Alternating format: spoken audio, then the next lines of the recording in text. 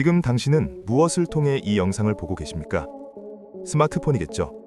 그렇다면 한 가지만 묻겠습니다. 이 영상을 클릭하기 직전까지 당신은 손가락으로 화면을 위로 올리며 몇 개의 숏폼 영상을 보셨습니까? 5개? 10개? 혹시 기억조차 나지 않으시나요? 당신의 손안에 세상에서 가장 완벽한 슬롯 머신이 있다면 어떨까요? 동전을 넣을 필요도, 무거운 레버를 당길 필요도 없습니다.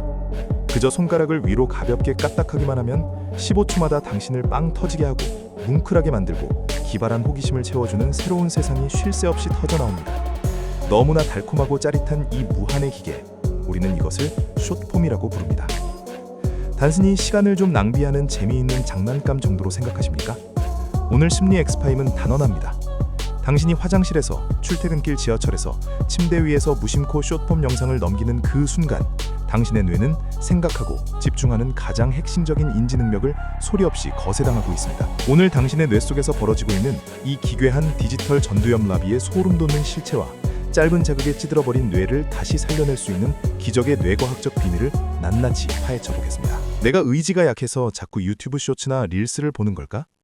자책하지 마십시오. 당신이 숏폼을 끊지 못하는 건 의지력의 문제가 아닙니다. 당신의 뇌가 세계 최고의 천재들이 설계한 디지털 스키너의 상자에 완벽하게 갇혀버렸기 때문입니다. 1950년대 심리학자 B.F. 스키너는 기괴한 실험을 하나 진행합니다. 비둘기를 상자 안에 넣고 버튼을 부리로 쪼면 먹이가 나오게 만들었죠. 처음에는 버튼을 누를 때마다 먹이를 주었습니다. 비둘기는 배가 부르면 더 이상 버튼을 누르지 않았습니다. 그런데 규칙을 살짝 바꿨습니다. 버튼을 눌러도 어떨 때는 먹이가 나오고 어떨 때는 빈 깡통이 나오게끔 랜덤으로 설정한 것입니다. 결과가 어땠을까요? 비둘기는 배가 터질 지경이 되어도 심지어 부리에서 피가 철철 나는데도 미친 듯이 버튼을 쪼아대기 시작했습니다. 언제 보상이 주어질지 모른다는 그 불확실성이 비둘기의 뇌를 미치게 만든 것입니다. 심리학에서는 이를 변동 비율 강화라고 부릅니다. 지금 당신의 손에 쥐어진 스마트폰을 보십시오. 숏폼 알고리즘은 이 비둘기 실험의 완벽한 디지털 버전입니다. 당신이 손가락으로 화면을 넘길 때 다음 영상이 내 취향에 맞을지 재미없을지 당신은 알 수 없습니다. 그 불확실성이 주는 기대감 때문에 당신의 뇌는 엄청난 양의 도파민을 뿜어냅니다. 당신은 방구석에 누워 부리에서 피가 나는 줄도 모르고 미친 듯이 스크린을 쓸어 올리는 현대판 비둘기가 되어버린 것입니다. 이렇게 숏폼에 중독되면 뇌에서는 어떤 일이 벌어질까요? 단순히 집중력이 떨어지는 것이 아닙니다. 가장 소름 돋는 비극은 당신의 자아가 통째로 삭제되어 간다는 사실입니다. 인간의 뇌에는 디폴트 모드 네트워크라는 아주 특별한 시스템이 있습니다. 쉽게 말해 뇌의 백그라운드 정리 프로그램입니다. 우리가 아무것도 하지 않고 멍을 때리거나 샤워를 하거나 조용히 산책을 할 때 이 시스템이 켜집니다. 이때 뇌는 과거의 기억을 정리하고 현재의 감정을 소화하며 미래를 계획합니다. 파편화된 정보들을 엮어 나라는 정체성을 단단하게 만들어주는 인간에게 가장 필수적인 시간이죠. 그런데 숏폼 중독자들은 뇌가 멍을 때릴 단 1초의 시간도 허락하지 않습니다.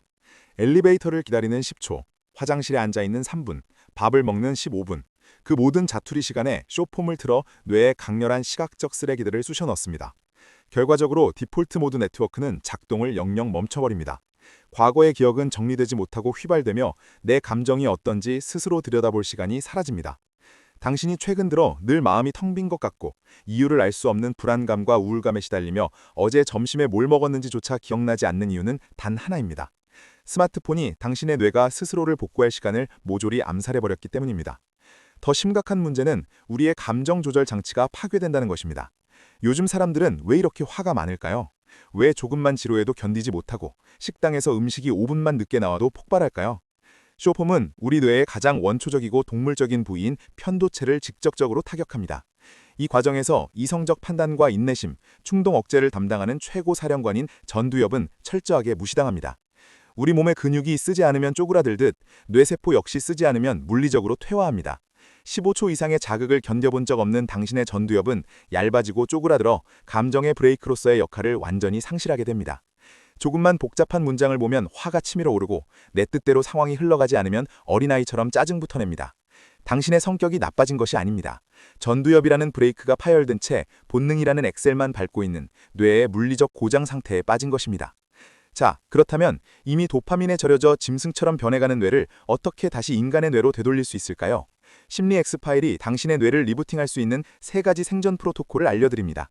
첫 번째, 매일 15분 극한의 지루함과 마주하십시오. 도파민 중독을 치료하는 가장 확실한 방법은 뇌를 굶기는 것입니다. 하루에 딱 한 번 스마트폰을 다른 방에 던져두고 빈 벽을 쳐다보며 15분 동안 가만히 앉아 있어 보십시오. 처음 3분은 미칠 것 같을 겁니다.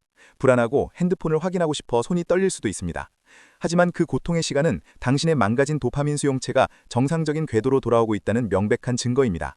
지루함을 견디는 훈련이야말로 전두엽의 브레이크를 다시 고치는 가장 훌륭한 재활 치료입니다.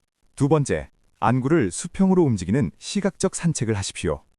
미국 스탠퍼드 대학의 신경과학자 앤드류 후버만 박사는 놀라운 사실을 발표했습니다.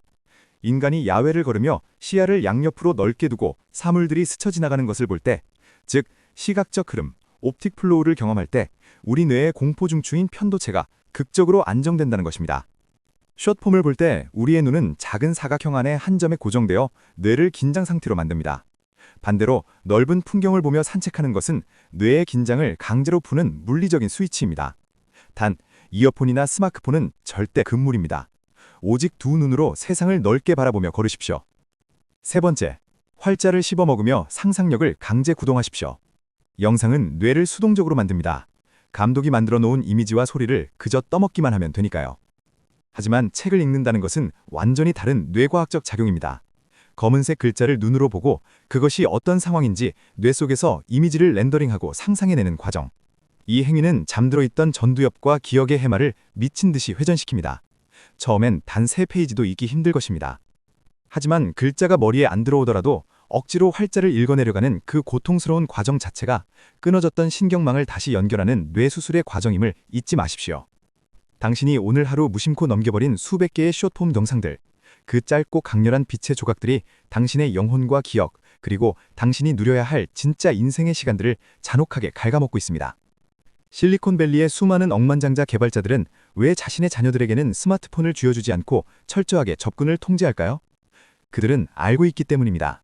자신들이 만든 이 기계가 인간의 뇌를 어떻게 파괴하는지 말입니다. 알고리즘은 당신의 시간을 원하지만 당신은 당신의 삶을 원해야 합니다.